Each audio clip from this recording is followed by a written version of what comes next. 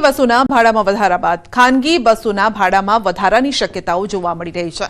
અમદાવાદ શહેર travels association પ્રમુખના જણાવ્યા અનુસાર તેઓ 7 એપ્રિલે સરકારમાં ભાવ વધારા અંગે આવેદનપત્ર આપવા જશે। ગુજરાત સરકારની જે ગાડીઓ ચાલે છે તેમાં ગુજરાત સરકારે 2 વખત ભાવ વધારો કર્યો છે। એની સામે અમે કોઈ ભાવ વધારો કર્યો નથી 4 વર્ષ પછી, અને 4 વર્ષ પછી અમારે 15% ભાવ વધારો કરવો પડશે, કારણ કે આપણા રાજ્યનો ટેક્સ પણ એટલો છે અને આપણા રાજ્યનો ટેક્સ ખૂબ જ વધારે છે। ટોલ ટેક્સ પણ એટલો આવે છે। અને અવારનવાર અમે સરકારના રજૂઆત પણ કરી છે, અને આ રજૂઆત અમે તારીખ 7 તારીખે ગાંધીનગર રૂબરૂમાં આવેદનપત્રક આપવા જવાના છીએ। સુરતમાં ઉનાળાની શરૂઆતમાં જ મચ્છરોનો ઉપદ્રવ વકરી રહ્યો છે। રાંદેર ઝોન વિસ્તારમાં મચ્છરોના ત્રાસ જોવા મળી રહ્યા છે। પાલનપુર, ભેંસાણ અને જહાંગીરાબાદના લોકોની આ ફરિયાદ છે કે સુરત મનપા હવે એક્શનમાં આવી છે। મચ્છરના ઉપદ્રવને હવે ડ્રોનની મદદથી તેનો નાશ કરાશે, તો એસએમસીના કર્મચારીઓ પહોંચી ન શકે તેવી જગ્યાએ ડ્રોનનો ઉપયોગ કરાઈ રહ્યો છે। ડ્રોન દ્વારા મચ્છરોના બ્રીડિંગ શોધી દવાનો છંટકાવ થઈ રહ્યો છે। સુરત મેયરની હાજરીમાં ભેંસાણથી ડ્રોનથી દવાનો છંટકાવ કરાયો અને આજે પ્રથમ 2 ડ્રોનથી શરૂઆત કરાઈ છે। મચ્છરના ઉપદ્રવને કંટ્રોલ કરવા માટે આગામી દિવસોમાં વધુ ડ્રોન દ્વારા ઉપયોગ કરી અને દવાનો છંટકાવ પણ કરવામાં આવશે। રાજકોટ શહેરના શીતલ પાર્ક પાસે આવેલી મિન્ટી ફ્રી ફિન્સર સર્વ પ્રાઇવેટ લિમિટેડ નામની કંપની સાથે છેતરપિંડી કરવામાં આવી છે। કંપનીના બ્રાન્ચ મેનેજર, સેલ્સ મેનેજર સહિતનાઓની મિલીભગતના કારણે 4.13 કરોડ રૂપિયાની છેતરપિંડી આચરવામાં આવી। બેંકના જ કર્મચારીઓ દ્વારા મસમોટું કમિશન મેળવવા માટે 25 જેટલા વ્યક્તિઓ દ્વારા રજૂ કરવામાં આવેલા રેકોર્ડ ખોટા હોવા છતાં તેનો સાચા તરીકે ઉપયોગ કરવામાં આવ્યો, તેમજ ખોટા દસ્તાવેજનો કંપનીમાં લોન લેવા માટે સાચા તરીકે રજૂ કરી લોન મંજૂર કરવામાં આવી। આ કૌભાંડ 2023થી ચાલતો હોવાનું ખુલ્યું છે। કંપની દ્વારા આ મામલે ફરિયાદ નોંધાવી છે। વધતી જતી અકસ્માતની ઘટનાઓને જોતા આરટીઓ દ્વારા ચેકિંગની કામગીરી કરાઈ રહી છે। અકસ્માતોને નિવારવા માટે ભાવનગર આરટીઓ દ્વારા જુદી જુદી ટીમો બનાવી ચેકિંગ કામગીરી હાથ ધરાઈ રહી છે। નિયમોનો ભંગ કરતા વાહન ચાલકોને કાયદાનો પાઠ ભણાવી મેમો આપી દંડ ફટકારાઈ રહ્યો છે। ફેબ્રુઆરી અને માર્ચ માસમાં આરટીઓ દ્વારા કરાયેલી વાહન ચેકિંગ કામગીરીમાં 1110 જેટલા જુદા જુદા વાહન ચાલકોને મેમો ફટકારવામાં આવ્યો, તેમજ 54,56,225 ને દંડ ફટકારાયો છે, તો 50 જેટલા વાહનો ડિટેન પણ કરાયા છે। આરટીઓ દ્વારા વગર લાયસન્સ, પીયુસી, વીમો, રોંગ સાઇડ તેમજ ફિટનેસ વગર ચલાવતા વાહન ચાલકોને ઝડપી લેવાય છે, કારણ કે વાહન ચાલક માટે તે પ્રાથમિક પુરાવો છે, જેથી રોડ પર ચાલતા વાહન ચાલકોની સામે કાર્યવાહી કરાય છે।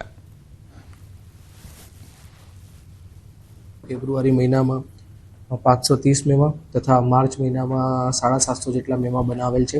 ફેબ્રુઆરી માસમાં 15 ગાડીઓ ડિટેન કરવામાં આવેલી તથા માર્ચ મહિનાની અંદર આશરે 35 થી 40 ગાડીઓ ડિટેન કરવામાં આવેલી। ભર મોંઘવારીએ હવે દવાના ભાવમાં વધારો ઝીંકાયો છે। નેશનલ ફાર્માસ્યુટિકલ પ્રાઇસિંગ ઓથોરિટીએ ભાવ વધારાની મંજૂરી આપી છે, તો દર વર્ષે દવાના ભાવમાં 10%નો વધારો થાય છે। આ વર્ષે 900થી વધુ દવાઓના ભાવમાં વધારો કરાયો છે।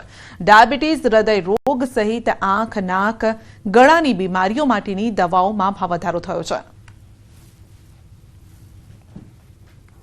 નેશનલ ફાર્માસ્યુટિકલ પ્રાઇસિંગ ઓથોરિટી જે છે કે જે સેન્ટ્રલમાંથી ભાવનું નિયંત્રણ નક્કી કરતી હોય છે, અને દર વર્ષે દરેક કંપનીની જે ડીકન્ટ્રોલ કેટેગરીની પ્રોડક્ટ હોય એને 10%નો વધારો આમે આપતા હોય છે।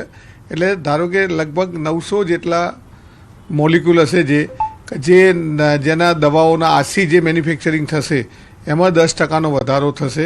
ડિંડોલી વિસ્તારમાં ધોરણ 10ની વિદ્યાર્થીની સાથે છેડતી કરવામાં આવી છે। સ્કૂલે જતી વિદ્યાર્થીનીનો પીછો કરી વિધર્મીએ વાત કરવા માટે દબાણ કર્યું હતું અને હેરાન પણ કરી હતી। 1 વર્ષ અગાઉ તરુણીના પરિવારે ઘર ખાલી કરવું પડ્યું હતું। તરુણીના માતા પિતાએ વારંવાર સમજાવ્યા બાદ પણ નફ્ફટ સુધર્યો નથી। આખરે માતા પિતાએ પોલીસનો સહારો લીધો છે અને જ્યાં પોલીસે ગુનો નોંધી સાબિર કુરેશીની ધરપકડ કરી છે। વધુ અપડેટ મેળવીશું સંવાદદાતા કીર્તેશ પાસેથી। જી કીર્તેશ, છેડતી કરનાર આખરે પકડાયો છે? બિલકુલ સંજય, જે પ્રકારે સુરતમાં વિધર્મીઓ દ્વારા હિન્દુ યુવતીની છેડતીના મામલા સતત સામે આવી રહ્યા છે, ત્યારે વધુ એક મામલો સામે આવ્યો છે। સુરતના ડિંડોલી વિસ્તારમાં ધોરણ 10માં અભ્યાસ કરતી વિદ્યાર્થીની સ્કૂલે જતી હતી ત્યારે તેનો પીછો કરીને એક વિધર્મી તેને હેરાન પરેશાન કરતો હતો। જો કે આ વિધર્મી છેલ્લા 1 વર્ષથી આ યુવતીને પરેશાન કરતા તેના પરિવારે યુવકને સમજાવવાનો પ્રયાસ કર્યો હતો, પણ યુવકે ના સમજતા પરિવારે તેના નજીક વિસ્તારમાં રહેતા ઘર ખાલી કરી અન્ય વિસ્તારમાં રહેવા જતો રહ્યા હતા.